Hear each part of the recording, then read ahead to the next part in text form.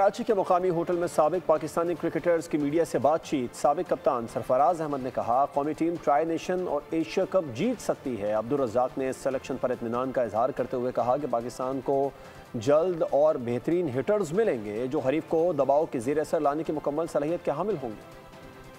अच्छी team announce हुई है। मुझे उम्मीद है कि ये टीम जो है ट्राई नेशन में और एशिया कप में पाकिस्तान के लिए अच्छी परफॉर्मेंस करेगी। यंगस्टर का आना बड़ी खुशाइन बात है और बड़ी बेस्ट टीम इन्होंने चूज़ की है। मुझे उम्मीद है कि वहाँ पे जाके जो कंडीशन है दुबई की वो उस पाकिस्तान को सूट करती है और मुझे उम्मीद है इंशाल्लाह पाकिस्तान टीम अच्छा परफॉर्म करेगी। इस टीम को जो ट्राई सीरीज़ के लिए मैं समझता हूँ सूटेबल थी। नए लड़के हैं, मौका देना चाहिए। इंडिया के साथ जब ये मैच होगा 14 तारीख को, तो उसको सामने रखते हुए मुझे नहीं लगता है कि सोचा होगा पिछली 4 सीरीज़ प्रेशर में लड़के कैसा खेलें। ये सारी चीज़ें सोच के नहीं मुझे लगता कि ये टीम बनाई है।